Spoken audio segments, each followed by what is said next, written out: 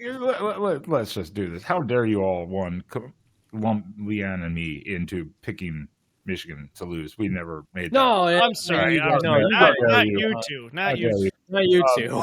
You two can stay. It's the other three here that I pissed picked at. y'all to be. I'm the one who picked y'all to beat USC, so I don't want to hear it.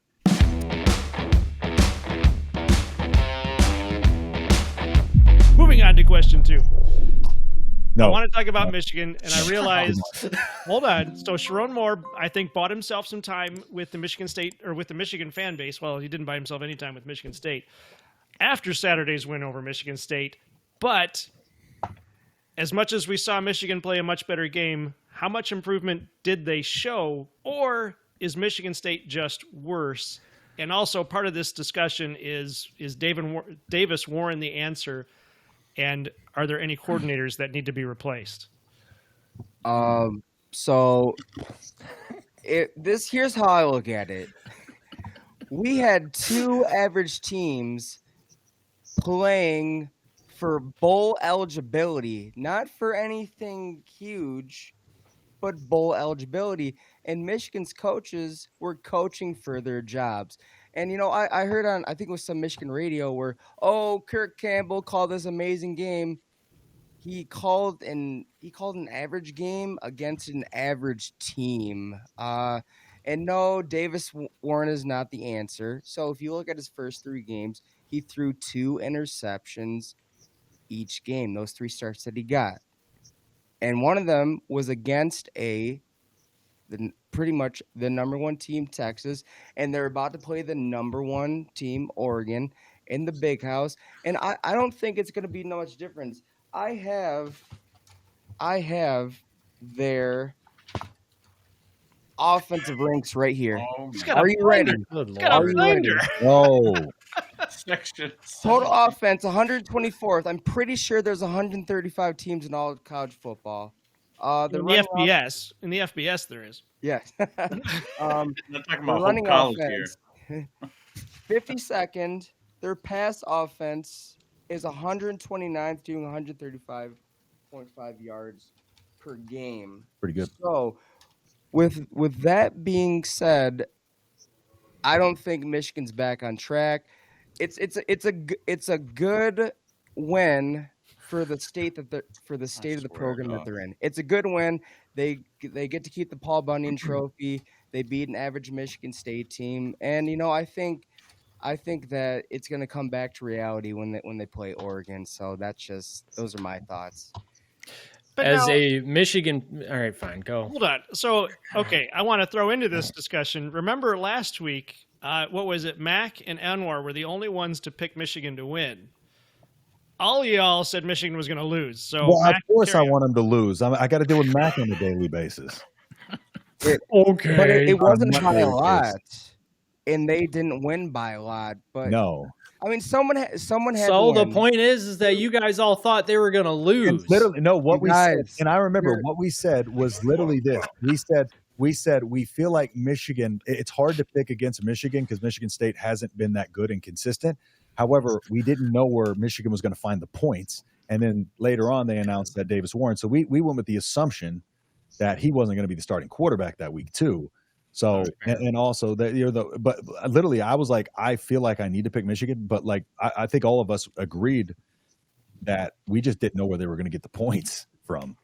Yeah, all right. I mean, Someone- that's true because I thought the same thing actually. But Yeah. go Someone ahead, Rob. had to win this game. Okay, end of the story. Someone had to. 2 average teams playing. Someone had to win the game. All right. And it was Michigan. Rivalry game, throw it Yeah. out the window. I But mean, yeah, it's great. It's a great win for their program. So you said the words the answer. The only way you have the answer is if Allen Iverson's on your coaching staff right now because it's not on your roster. Another thing too, like if you have 3 quarterbacks, you have no quarterback. You beat a Michigan State team that has kind of been pretty inconsistent. Aiden Childs is, he had a good game last week. He's been growing as a quarterback. I think Michigan I think they did do a lot of things better this past week. I will be a little bit nice here and try to give some football take, not just going on Mac, but It's a rivalry game at the end of the day. I think that game was going to be close no matter how good or bad those teams were too. But I do think Michigan can build off of this for sure. But it's a matter of you're at the mercy of your quarterback position right now, and you're only going to go as far as that'll take you. So I think it's a rivalry game, so yeah, admitted weird things can happen, but yeah. let's just do this. How dare you all lump Leanne and me into picking Michigan to lose? We never made that. No, I'm sorry. No, I'm sorry. you Not, guys- not you two. Not you. two. not you two. You two can stay. It's the other three here that I I pissed picked at. y'all to be. I'm the one who picked y'all to beat USC, so I don't want to hear it. Sharon Moore may have saved himself. He saved himself for 1 week, Yeah. basically. No, I'm sorry. Michigan State shot themselves in the foot in this game. I think that's more the story of They did it. too. Yeah. Missed a chip shot field goal, 4th down fail, the strip fumble right at the end. It cost them points Yeah. for Childs. Michigan State's the same as Michigan. They're just like very up and down. But for Michigan, I'm sorry, even a good quarterback, 13-19, that sounds great. 123 yards. Yeah. That is not a good passing attack. okay, but that's a good Michigan passing attack. Well, this year, yes, that is. I will give you No, that. that I was will give good you credit last year there. too. Well, That would have been probably an average game for JJ McCarthy. JJ had a couple games over 300, but that actually would have been about on par with what you would have expected from JJ. but only 119 rushing. Yeah, that's crap. That's not good, especially against No. a Michigan State team that just got blown out by Oregon too. So Yeah. I'm really surprised that Michigan got gashed for 163 rushing yards. Like, I'm not. That makes sense. First off, Nate Carter's really good. Secondly, our defense has been, whether it's schematically or personnel, pretty crap all year long. So, and I'm not crap in the sense that they were decent against the pass for sure, but like those 3rd and longs that Nate Carter kept picking up, that was just bizarre. And to me, that looked like a schematic issue more than a personnel issue. Like Wink Martindale has been calling some really weird games. The defense had a good game against Illinois, but then they've had other games where the defense, especially the rush defense, has just been abhorrent. Like it makes no sense. Well, that's why if you look at the stats, I mean, Michigan State literally outplayed Michigan in every facet of this game, minus the missed field goal and then the fumble. Yeah. Michigan State lost this game themselves. Credit Michigan, obviously, for taking advantage of opportunities. Credit Michigan. You have to do that. For sure. That's why you play the game. And they made the stop at the end of the game. That's that winning culture that I think Michigan still has, and that's the difference between them and Michigan State is they still have that confidence, they still have that winning culture there, and that's why they win those games when other teams make mistakes. They took advantage of those, and that's what makes Michigan still be able to win games. The USC game was a lot of that as well. USC made mistakes there at the end, and Michigan took advantage of them. And Michigan, there's a belief that they will win. Yes, that's what you're saying. Yep. Whereas Minnesota lacks that. Whereas Michigan State does lacks because that. they don't have that winning mindset built into their culture yet because they're not used to it. To win, and when things go wrong, other teams panic. Michigan is not in a panic mindset yet. One, because Sharon Moore, at least externally, does not panic. Yes, and he I doesn't think throw it like Ryan Day does. Yeah, and I think there's remnants of since we're just 1 year removed from Harbaugh, there's still remnants of that culture that he left there where 15-0 national championship. It's hard to just completely lose all that confidence, after having a team like that. They know that they're talented, especially on the defensive side of the ball. Those guys are talented, they're confident, but a lot of schematic issues and just a lot of being out of position. Sidetrack. Is Ryan Day still calling the Big Ten crying about the Oregon game? Yeah, he is. Okay, I thought so. It's possible. Yeah. You gotta check Yes. text He messages. really disrespected Nebraska too. Like at the end, Yeah. of the game. I did not like that at all. Leanne, sorry, were you going to say something?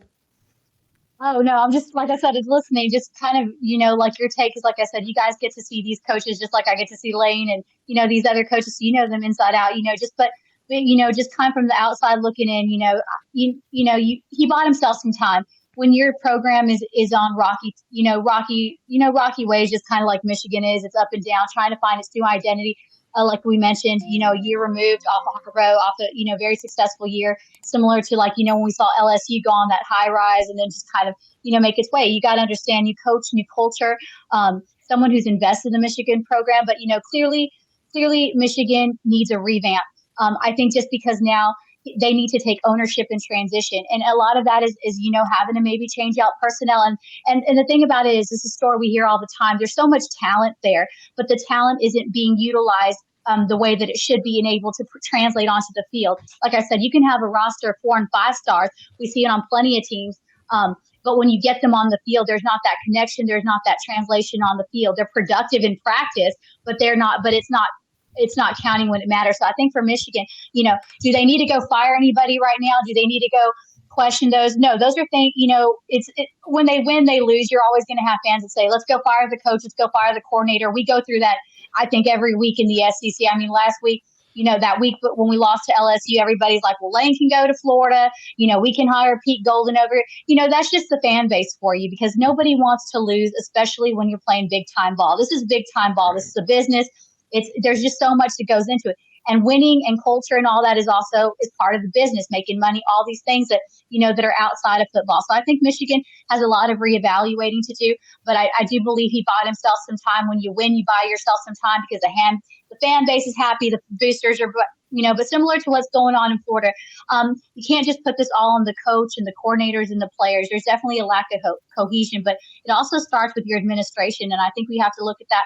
The same thing in Michigan too. There's got to be some changes to bring some cohesion back to that Michigan culture that we know is a winning culture, and they're used to playing at a high level ball. But right now it's just not working. So right now they're buying time. But I do think at the end of the season, not right now in the middle of the season, is the time to evaluate. But there definitely has to be a reevaluation of player personnel and coaching staff and all that, and see what works. You don't want to lose guys that've been at Michigan, but when it's not working, when it's not as effective as it can be.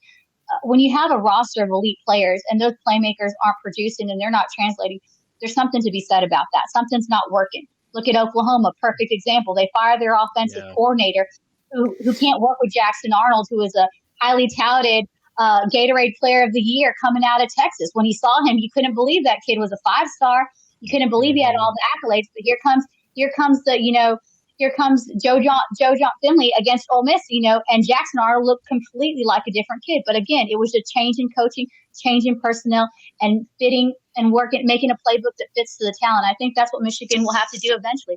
A lot of talent, a lot of capable coaches. It's just a matter of, moving pieces to fit the puzzle a lot better. And I think, but that's not a question I think needs to be done right now. I think it needs to be done at the end of the season versus trying to shake up things when you're trying to make it right.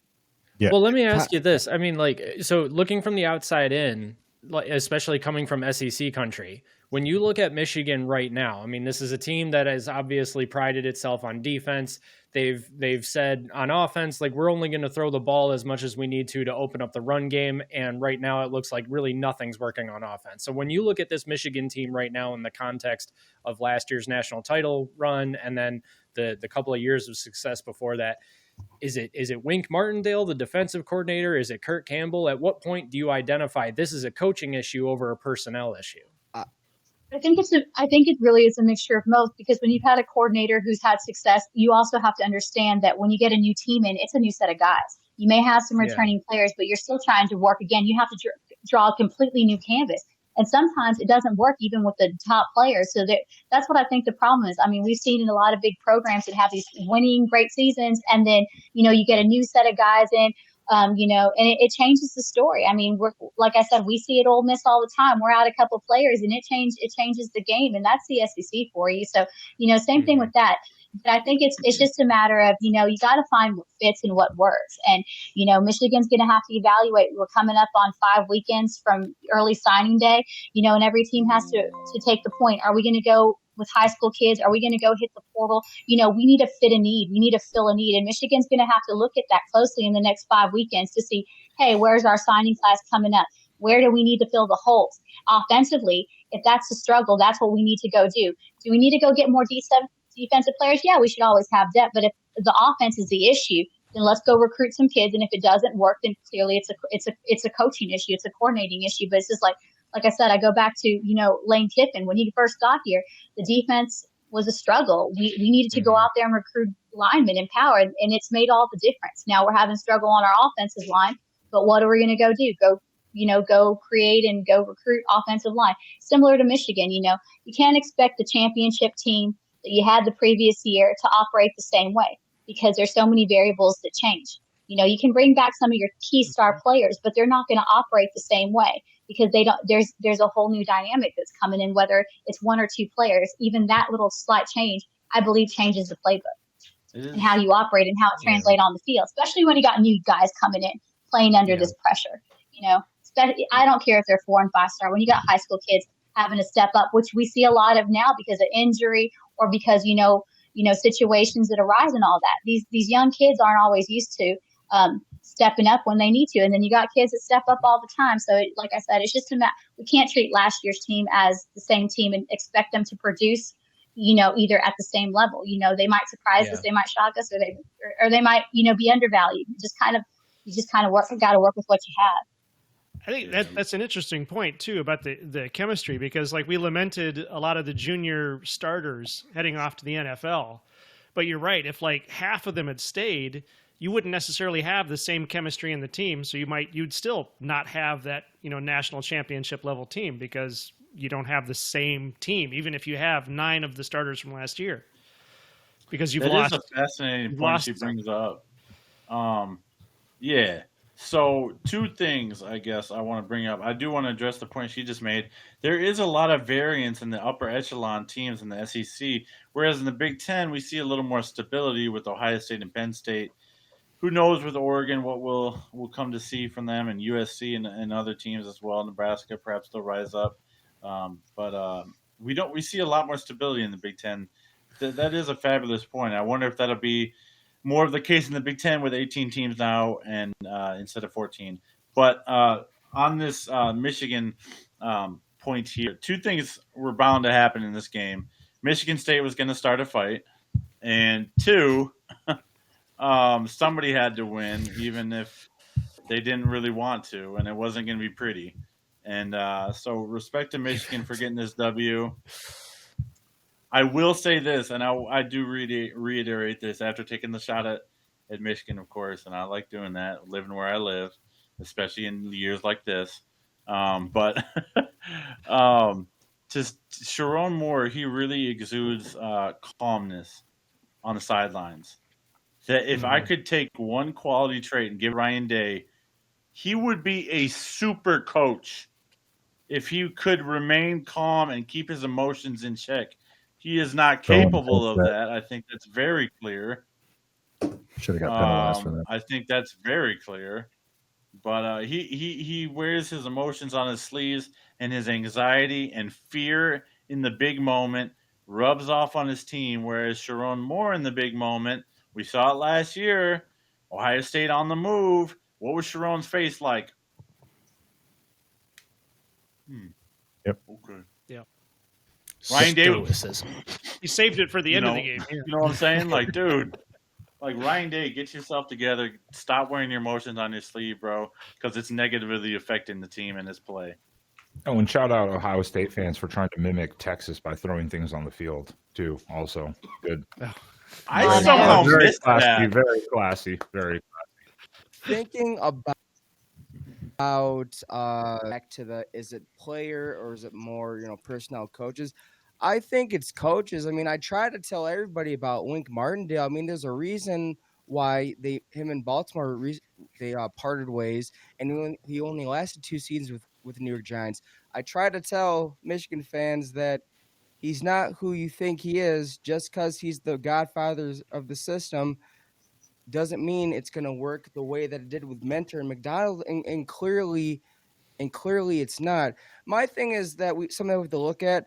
How long has Martindale been away from college football? Because it seems like those who have been away from college football, Mac Brown, Les Miles, who are the others who came back after quite some time, who were either in the NFL, and they try to come back and they didn't have success. So I think that another factor is he was away from college football for too long, but he also doesn't know how to use the player's strengths. I mean, why was he having? I think Graham was lined up on the edge for Yeah. a little bit. I forgot what game it was, but I'm just like, dude, Texas. He's trying because he relies on his edge rushers a lot in his style because he's a very blitz heavy defensive coordinator. So he's probably trying to make something work because that's part of what makes his defenses work.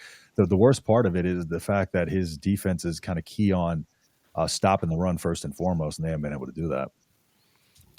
yeah. That rule also came from the NFL to Yeah, Nebraska. he's only right? gone for like a couple seasons Couple 2-3 seasons. years. in Carolina. If you want another Taylor. example of that, another good example of that, and that's a good point. When you're away from the game for a while, plus you hate recruiting.